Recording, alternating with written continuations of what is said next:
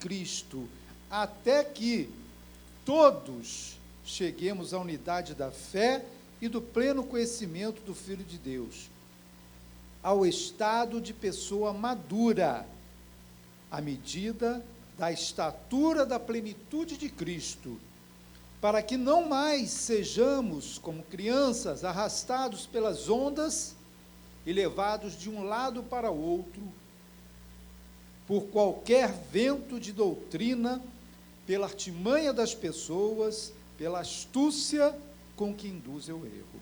Mas, seguindo a verdade em amor, cresçamos em tudo naquele que é a cabeça, Cristo, de quem todo o corpo, bem ajustado e consolidado pelo auxílio de todas as juntas, segundo a justa cooperação de cada parte, efetua o seu próprio crescimento para a edificação de si mesmo em amor. Só até aí. Amado Deus, te agradecemos pela oportunidade de estarmos aqui reunidos na tua casa. Senhor, abre o nosso entendimento, que as tuas palavras, Senhor, ecoem em nossos corações e mentes, e que possamos, Pai, de acordo com a tua vontade e com os dons que tu nos concedeste, acompanhar as tuas palavras com amor e alegria. Amém. Vamos sentar, meus irmãos. Inicialmente, quero agradecer ao Senhor pela oportunidade de estar aqui com vocês novamente. Agradecer o convite do pastor Felipe, agradecer o apoio da Joelma, minha esposa, que me ajudou muito, dando algumas indicações para esse estudo. Enfim, agradecer pela oportunidade, de estarmos aqui reunidos esta noite. Infelizmente, quem estava esperando o pastor Felipe vai se contentar, com a presença do outro servo, simples e humilde, que nada sabe, pouco sabe, mas que procura trazer uma palavra do Senhor para vocês. Então, a carta do Efésios, conforme até semana passada, durante a consagração, falei sobre Efésios, falei no capítulo 5, falei aquele trecho que nós devemos nos encher, mas deixe-se encher do Espírito.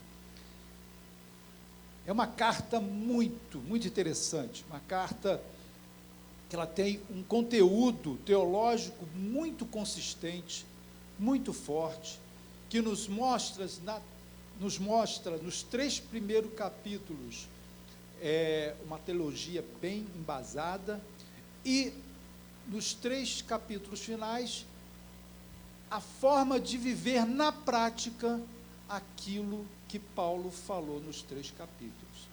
Então, é uma carta muito, muito interessante.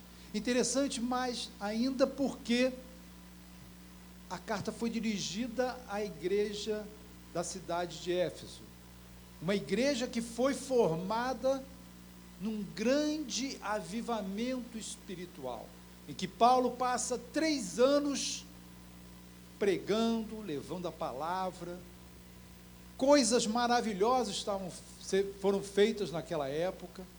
Paulo deixou a palavra, mas também deixou testemunho, e por meio de Paulo, grandes milagres foram realizados naquela região. Então, uma igreja muito forte, muito avivada, numa cidade muito importante, que deu condições para que toda aquela região da Ásia Menor fosse alcançada pelo Evangelho. Dali, várias igrejas foram criadas. No entanto, 3 anos depois, Paulo, preso em Roma, manda uma carta para os Efésios. Uma carta falando de doutrina, falando de teologia e mostrando na prática o que eles deveriam fazer, principalmente com relação às coisas espirituais. Então, mostrava que, conforme eu falei semana passada, a igreja ela está sempre em desenvolvimento, ela precisa estar sempre sendo cheia do poder de Deus, do Espírito Santo de Deus, e nós devemos deixar esse poder alcançar-nos, Não devemos resistir ao Espírito. Amém, meus irmãos? Muito bem, e agora nós vamos para esse capítulo 4, em que nós temos aqui pela frente,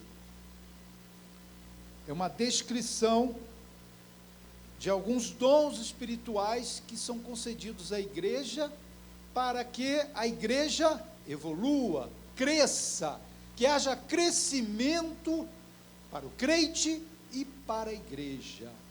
Crescimento é algo complexo. Você, para crescer, a gente sabe que quando a criança vai crescendo, os ossos começam a doer. Então, para crescer, dói. A igreja sente dor para crescer, porque ela tem que se dedicar, ela tem que deixar que haja fruto do Espírito trabalhando em suas vidas. E aqui Paulo, no início do capítulo 4, ele fala, por isso eu, o prisioneiro no Senhor. Paulo era prisioneiro no Senhor e pelo Senhor. Paulo estava preso por causa que pregava o Evangelho do Senhor, mas também era preso ao Evangelho. Peço que vocês vivam de maneira digna, de quê? Da vocação a que foram chamados. A vocação de todos nós, do chamado, aquele chamado irresistível, com toda humildade e mansidão.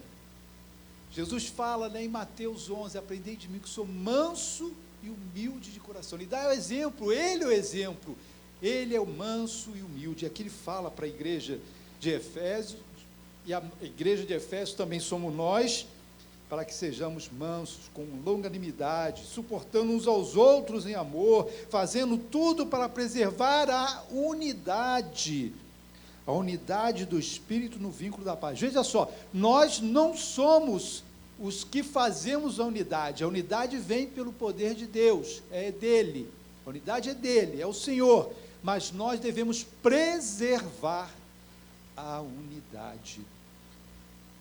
Amém, irmãos? Preservar a unidade do Espírito no vínculo da paz. Aí ele fala, Paulo declara de uma maneira, eu acho fantástica, que são 7, ele faz 7 observações, 7 é o número da perfeição. Então ele fala aqui, há somente um corpo, ou seja, a igreja, um só Espírito, o Espírito que testemunha, que nos chamou, como também uma só a esperança. A esperança, nossa esperança é o quê? Jesus. É a volta do Senhor, é a ressurreição. Uma só esperança para a qual vocês foram chamados. Olha o louvor, agora o último louvor, chamando a gente. Há um só Senhor, Jesus, uma só fé, aquela que reconhecemos o Senhor como o único e suficiente Salvador, um só batismo, o batismo que confirma que nós fomos eleitos para a honra e glória do Senhor, e um só Deus e Pai de todos, é o Deus e Pai. Então, são 7 coisas interessantes, o qual é sobre todos, age por meio de todos e está em todos. Ele introduz, então, esse capítulo com esse parágrafo maravilhoso, mostrando para nós o que é a unidade da igreja, como se inicia essa unidade. E agora vamos para os dons. E a graça foi concedida a cada um de nós segundo a medida do dom de Cristo. O dom é de Cristo, e Ele nos concede essa graça. Por isso diz, quando Ele subiu às alturas, levou cativo o cativeiro e concedeu dons aos homens. Ora, o que quer dizer? Ele subiu, senão que também havia descido até regiões inferiores da terra. Aquele que desceu é também o mesmo que subiu acima de todos os céus para encher todas as coisas. Olha só, meus irmãos,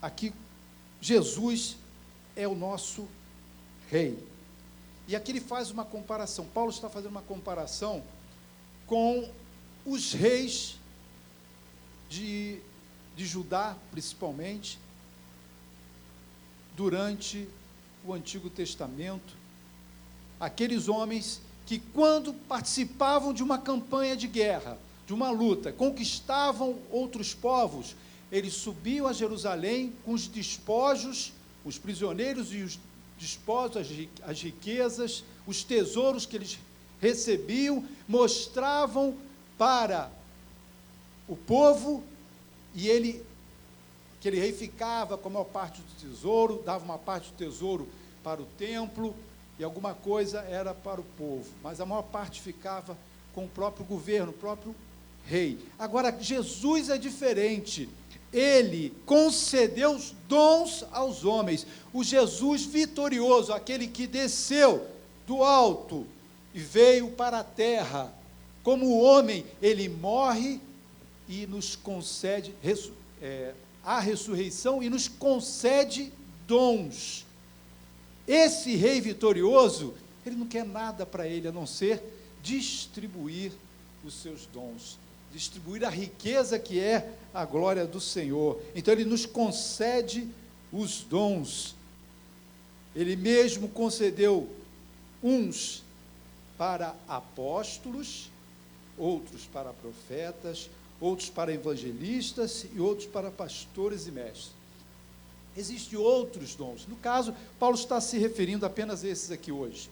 Nesse momento, nós sabemos que existem dons maravilhosos que Deus nos permite para a obra do Senhor. Agora, vejam bem, esses dons não são para nós, é para que nós, que somos componentes, somos parte do corpo, que é a igreja, possamos realizar os trabalhos, realizar a obra do Senhor. Amém, meus irmãos? Somos nós, ele nos concedeu esses dons. Vejam bem, um exemplo que eu acho muito interessante para dar, lá em Lucas capítulo 2, vamos lá em Lucas capítulo 2.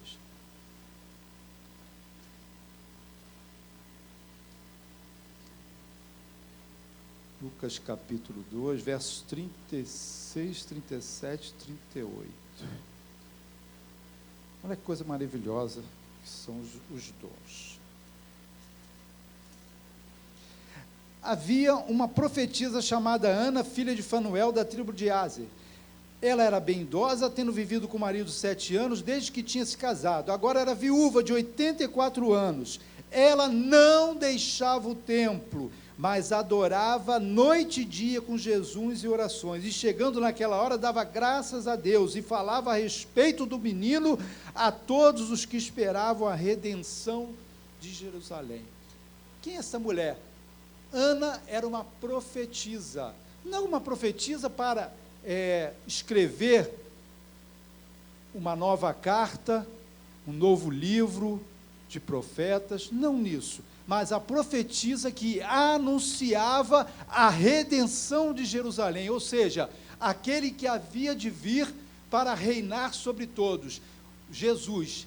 E aquela mulher, cheia do poder, cheia do Espírito Santo, junto com o Simeão, receberam aquele Jesus. Ela estava ali presente naquele momento, quando Simeão reconhece o bebê Jesus como aquele que seria o Messias, aquele que era o Messias. E ela falava a respeito, ela profetizava a respeito, ou seja, aquela mulher conhecia as Escrituras, conhecia o Pentateuco, conhecia os profetas, e ela anunciava a palavra de Deus como profetisa, ela anunciava a vinda do Messias, e aquela mulher, ela teve a oportunidade de estar presente naquele dia, teve a oportunidade de receber a visitação do próprio Senhor. Amém, meus irmãos? Glória a Deus. Vamos voltar lá para Efésios, capítulo 4.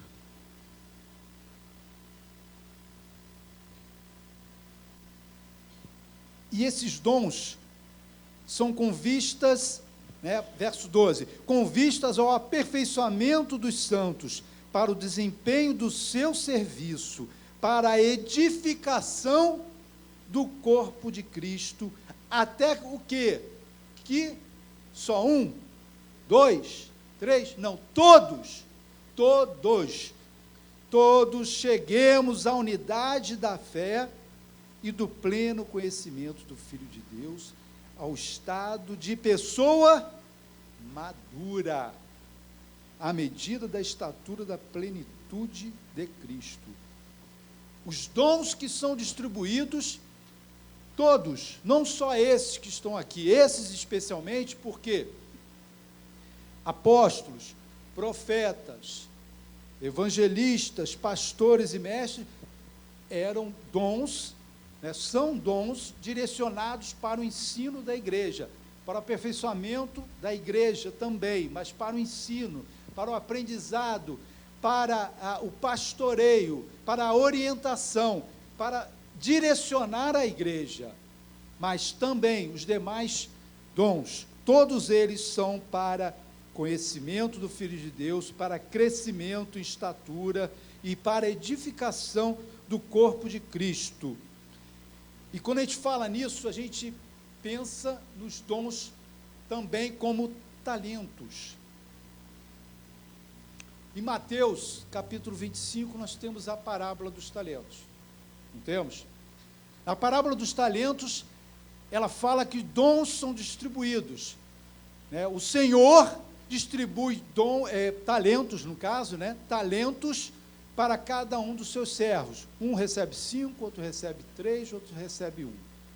Para que eles multiplicassem esses talentos e devolvessem ao Senhor quando ele retornasse.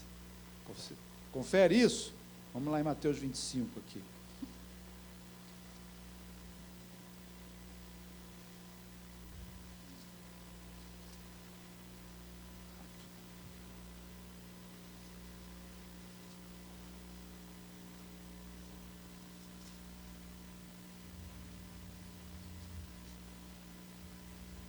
Então, ele dá a cada um os talentos conforme a capacidade de cada um deles.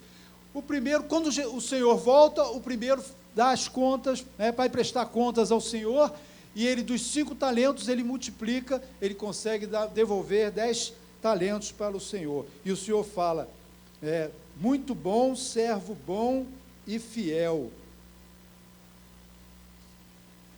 Foste fiel no pouco, sobre o muito o colocarei. Venha participar da alegria do seu Senhor. Olha só, o Senhor, aquele é o Senhor, a representação de Jesus, Ele deu o seu dom, o talento, e aquela pessoa desenvolveu o talento, desenvolveu aquele recurso, na época um recurso financeiro, como simbolismo, e devolve ao Senhor, mostra ao Senhor, vai para a obra do Senhor, multiplica, e ele é o quê? Ele é elogiado pelo Senhor, e o Senhor o chama para que ele fique na alegria dele, no gozo do seu Senhor. Venha para o gozo do seu Senhor. Assim foi com o que recebeu 2 talentos, porém aquele que recebeu 1 talento, enterrou o talento dele. Quando devolve, o Senhor fala o que para ele? Servo mau e preguiçoso. Servo mau e preguiçoso. Você sabia que eu colho onde não plantei e ajunto onde não espalhei.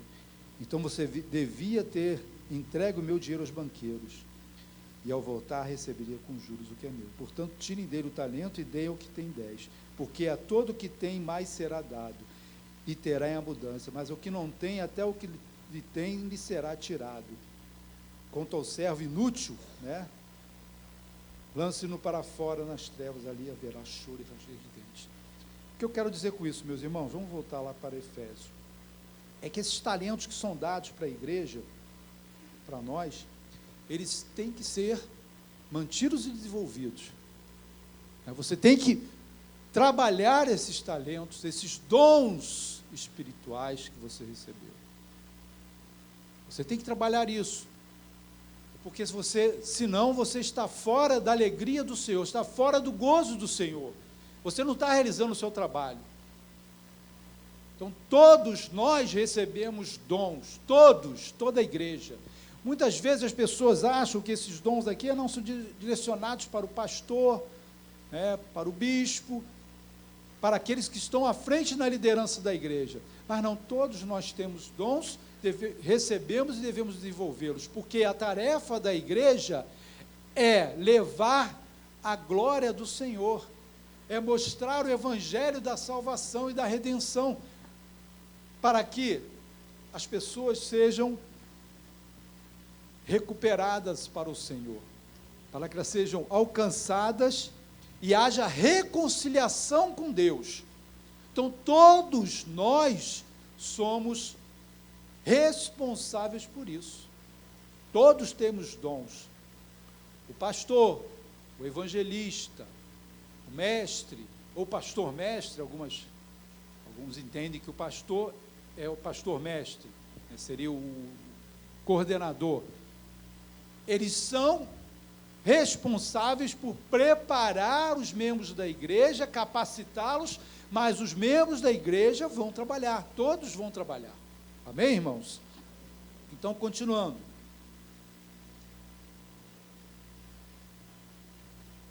Todos cheguemos à unidade da fé. Para quê? Para que não mais sejamos como crianças, arrastados pelas ondas e levados de um lado para o outro por qualquer vento de doutrina, pela artimanha das pessoas, pela astúcia com que induzem ao erro. Não devemos ser crianças na fé, não devemos ser crianças que quando a gente leva para a praia e está lá perto da onda, a onda bate, a criança vai e perde o equilíbrio, e ela vai para onde a onda está levando. Não somos assim.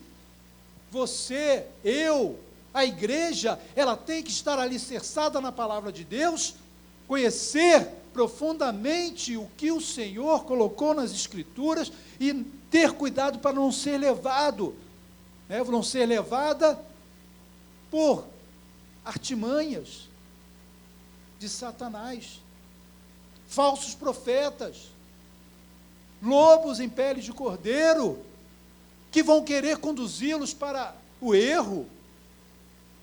Temos que estar atentos a isso, irmãos. E como somos crianças, às vezes temos dificuldade, temos medo, receio, não conhecemos bem, estamos sentindo a dor nos ossos para o crescimento, mas essa dor, ela tem que ser cuidada com a palavra de Deus. É ela, é aqui, é a palavra de Deus, dia e noite. Estudem, se capacitem, ouçam a voz do Espírito Santo,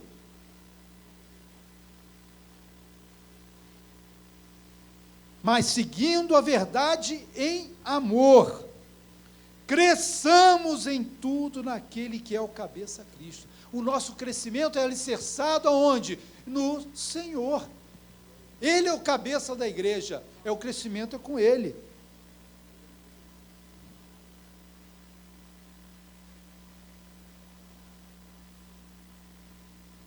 De quem todo o corpo, bem ajustado e consolidado, pelo auxílio de todas as juntas, segundo a justa cooperação de cada parte, efetua o seu próprio crescimento para edificação de si mesmo em amor. A igreja precisa ser edificada, o corpo, a igreja, tem que estar ajustado.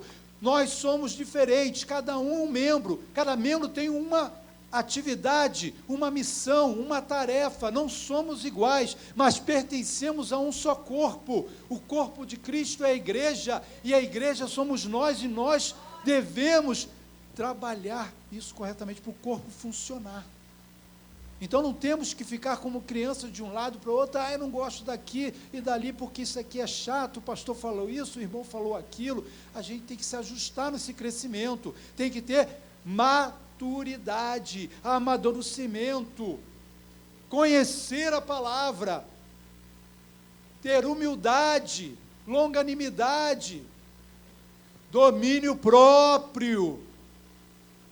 Não se deixe levar pela vontade carnal, não se deixe levar pela vontade de fazer as coisas pela sua cabeça, mas pela cabeça de quem? Jesus. Ele é o cabeça, nós devemos imitá-los. Vamos encerrar aqui, vendo 2 trechinhos aqui interessantes. que devemos ser. Vamos aqui em Filipenses, aqui no próximo capítulo 3:13. Paulo fala para a igreja, ó, irmãos, quanto a mim, não julgo havê-lo alcançado,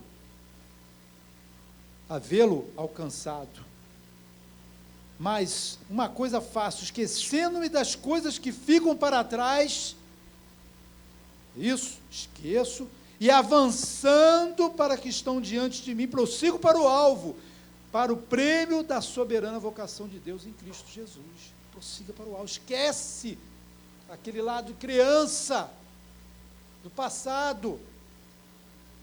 Todos, pois, que somos maduros, olha aí, tenhamos este modo de pensar. E se em alguma coisa vocês pensam de modo diferente, também isso Deus revelará para vocês. Seja como for, andemos de acordo com o que já alcançamos. Não ande para trás, vá para frente, prossiga para o alvo. O alvo é o Senhor. E mais uma, só mais uma aqui. 1 Coríntios, capítulo 13. Para a gente fechar. Todos conhecem a passagem também, mas é importante aqui. Verso 11. Quando eu era menino, falava como menino, sentia como menino, pensava como menino. Quando cheguei a ser homem, desisti das coisas próprias de menino. Aqui ele fala do amor, o dom supremo. A gente tem que esquecer essas coisas de lado, né?